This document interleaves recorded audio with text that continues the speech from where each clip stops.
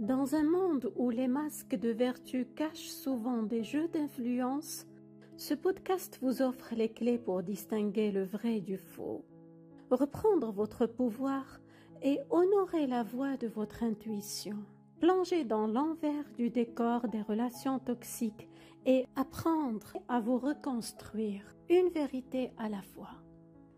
Ici, la marée recouvre doucement les châteaux de sable des manipulateurs narcissiques. Le vent disperse les brouillards de votre culpabilité et la lumière guide vos pas hors du labyrinthe de leurs mensonges. Nous parlerons de séduction et de déception, de miroirs brillants et d'ombres dissimulées, de cette étrange sensation d'être entendu, admiré, presque idéalisé, avant de se sentir progressivement invisible, diminué, responsable de tout et de rien. Mais surtout, nous parlerons de vous, de comment retrouver la clarté quand le brouillard s'installe, de comment distinguer le vrai du faux quand tout semble délibérément flou, de comment reprendre possession de votre boussole intérieure sans culpabilité, sans honte, sans vous perdre dans les dédales de ces contradictions. Je suis Fatem Zahra Alami, thérapeute relationnelle, et ensemble, nous allons décrypter ce langage à double sens. Nous allons observer comment les mots les plus nobles peuvent devenir des pièges et comment des valeurs aussi essentielles que le respect ou l'honnêteté peuvent être détournées, instrumentalisées, vidées de leur sens, transformées en armes d'influence et de contrôle. Car comprendre le langage des manipulateurs narcissiques, c'est comprendre leur jeu. Et comprendre leur jeu, c'est s'offrir la possibilité de ne plus y entrer. Commençons par ce qui déroute le plus, le paradoxe vertigineux du langage moralisateur du manipulateur. Pour se fondre dans le décor de notre normalité et gagner notre confiance, le manipulateur parle si bien notre langage universel du cœur et de la raison, celui des valeurs morales, de justice, d'intégrité, de loyauté. Il dit détester l'hypocrisie et il vante même les vertus de l'honnêteté, de la réciprocité, du respect, de l'empathie. Pourtant, la morale n'est pas sa boussole intérieure, mais juste un script pour vous convaincre que son théâtre est la réalité. C'est un de ces outils de séduction et de gaslighting. Un masque parfait qu'il porte pour vous faire croire que vous avez enfin trouvé votre refuge alors que vous posez le pied sur sa scène. Ce script, ce masque de vertu, c'est sa première langue étrangère, celle qu'il a parfaitement apprise pour naviguer dans notre monde. Il en connaît toutes les expressions, toutes les intonations qui font frissonner le cœur et ouvrir les bras. Vous allez entendre exactement les mêmes mots, mais ils n'auront pas du tout la même saveur ni la même intention selon la phase de manipulation dans laquelle vous vous trouvez. En phase d'idéalisation, c'est une sérénade. Il va vous dire, avec une voix qui semble si sincère, « La confiance, c'est tout pour moi ». Et vous le croirez parce que c'est aussi vrai pour vous. Il affirmera « Je déteste les mensonges ». Et vous vous sentirez en sécurité parce que c'est votre credo.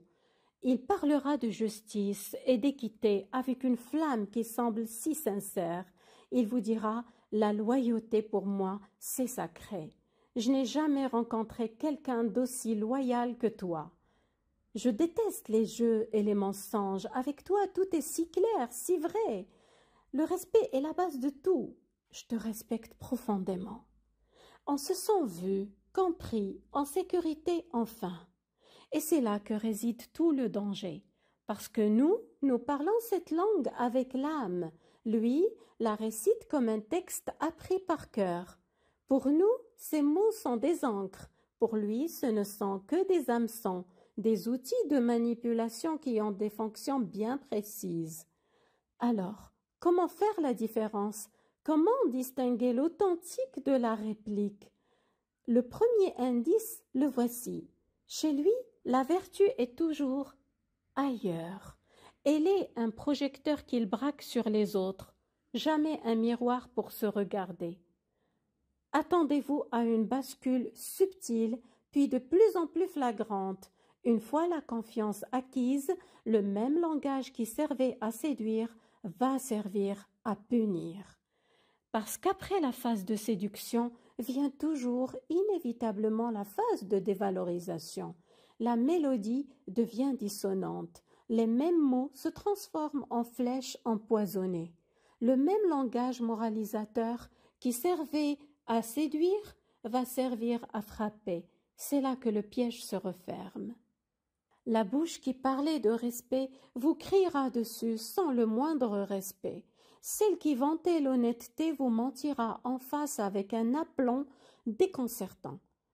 Et le plus troublant, il utilisera le vocabulaire de la vertu pour vous culpabiliser.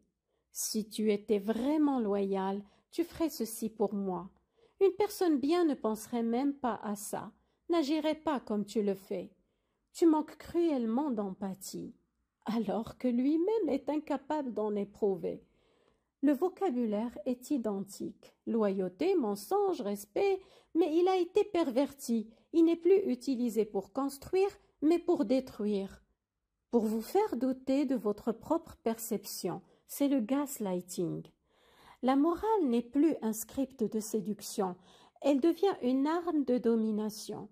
Elle est toujours tournée vers l'extérieur, uniquement pour évaluer, juger et contrôler les autres. Jamais pour se l'appliquer à lui-même.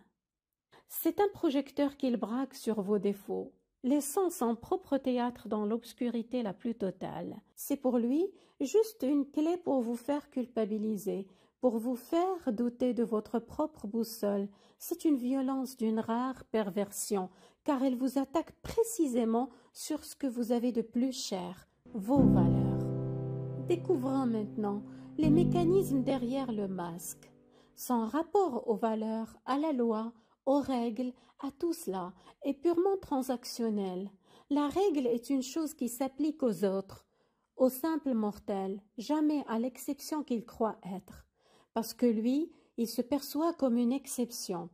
Par exemple, stationner sur une place handicapée, mes besoins sont les plus importants. Le système est corrompu de toute façon. Enfreindre le code de la route, ces limitations sont pour les gens qui ne savent pas conduire.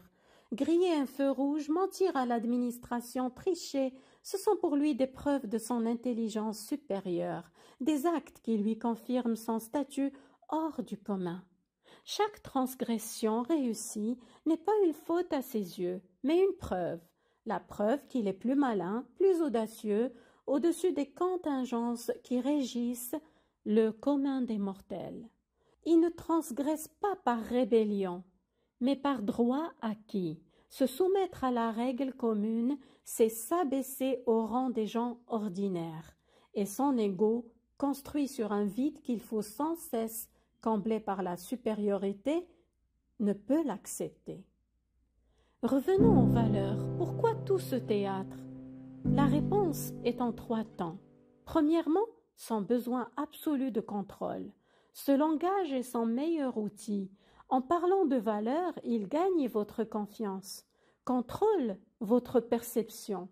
En les utilisant contre vous, il prend le contrôle de vos émotions et de votre comportement. Deuxièmement, l'absence d'empathie. Il ne ressent pas la blessure que ces mots infligent. Pour lui, respect n'est pas un sentiment, c'est un concept qui peut être utilisé pour obtenir ce qu'il veut. Votre peine est une donnée négligeable, au pire, le signe que sa stratégie fonctionne. Troisièmement, une peur viscérale de l'abandon et du vide intérieur. Le masque est une carapace qui le protège de la confrontation avec son propre néant. S'il arrête de jouer, il risque de devoir affronter l'absence de soi. Alors, il joue toujours plus fort. Les valeurs morales lui servent donc à dissimuler le grand vide où devrait résider sa conscience. Et pourquoi ça marche si bien? Parce que nous, nous projetons notre système de valeurs sur lui. Quand il nous parle d'honnêteté, nous avons toute une expérience émotionnelle de ce que ce mot signifie. Nous lui prêtons notre âme naïvement. Nous pensons qu'il veut dire la même chose que nous. Nous le créditons d'une profondeur qui n'existe pas. C'est alors notre propre boussole morale qui nous trompe. Alors, face à cela, comment on se défend? On ne combat pas le vent, on construit une maison solide. 5 stratégies pour se protéger. La première, c'est que la vertu ne parle pas, elle agit. Si les mots sont le chant, les actions sont la danse. Observez si la danse suit le chant. Si les actes sont en désaccord avec les belles paroles, c'est la seule métrique qui ne ment jamais. Repérez d'abord l'incohérence entre ses paroles et ses actes. Ne regardez plus ce qu'il dit, regardez ce qu'il fait. Il parle de loyauté, mais est-ce qu'il vous rabaisse? Il vante l'honnêteté, mais est-ce qu'il est honnête? Il exige le respect, mais respecte-t-il vos limites, votre temps, vos besoins, vos émotions? L'écart entre le discours et l'action est le trou de serrure à travers lequel vous pouvez apercevoir la vérité. Une personne intègre vit son intégrité et n'a pas besoin de la clamer sur tous les toits. Fiez-vous à ce que vous voyez, pas à ce que vous entendez. Deuxième stratégie, réapprendre à faire confiance à votre intuition. Ce petit pincement au cœur, ce sentiment confus que quelque chose ne colle pas, ce nœud dans l'estomac quand il vous fait un compliment qui sonne faux, ne l'étouffez plus. C'est votre système d'alarme le plus fiable. C'est votre âme qui détecte une fausse note dans son langage parfait. Posez-vous cette question. En sa présence, est-ce que je me sens globalement plus grand ou plus petit, plus calme ou plus anxieux? Est-ce que je me sens vraiment moi, librement ou non? Troisième stratégie, poser des limites fermes sur les comportements, pas sur les discours. Inutile de débattre sur la définition du respect. C'est un piège, agissez. Dites, tu peux penser que je ne suis pas loyal, mais je ne tolère pas que tu me cries dessus. Vous ne parlez plus de l'intention ici, vous parlez du fait concret. L'action est indéniable, le comportement, lui, est observable. C'est sur ce terrain que vous devez vous placer. Quatrième stratégie, reconnectez-vous à votre propre définition. Ne le laissez plus jamais définir les mots pour vous. Qu'est-ce que vraiment le respect? Qu'est-ce que vraiment la loyauté? Vous avez votre définition. Tenez-vous-y. Il n'a aucun droit d'en changer le sens pour vous piéger. Écrivez même votre définition. Pour moi, le respect, c'est se parler calmement, avec bienveillance, même en désaccord. Quand il dit un mot, confrontez-le à votre définition, pas à la sienne. Si son comportement ne correspond pas à ce que vous entendez par respect, alors il n'est pas respectueux. Point final.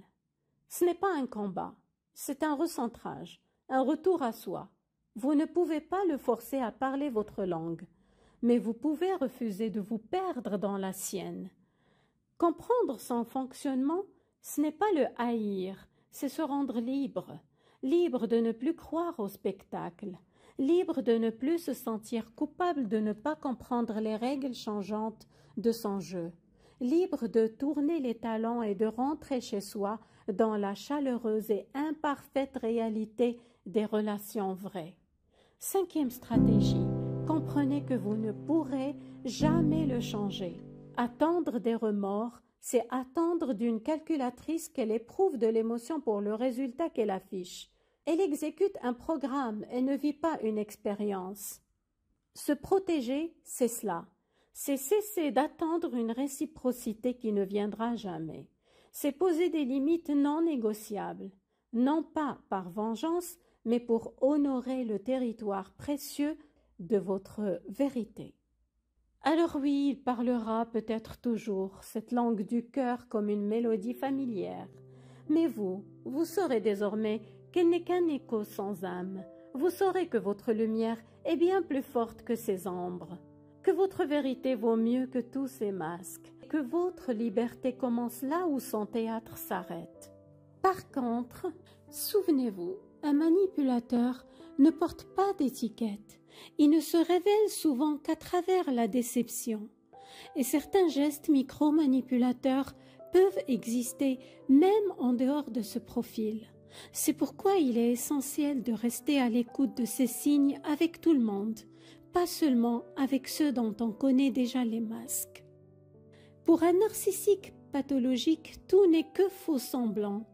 Alors, face à votre authenticité, à votre empathie vraie, il ne verra jamais la beauté de ce que vous êtes, seulement de la faiblesse et l'hypocrisie qu'il projette sur un monde qui ne comprend pas. Vous méritez des relations authentiques, des dialogues vrais. Vous méritez bien plus qu'un rôle dans une pièce écrite par quelqu'un d'autre. Prenez soin de vous.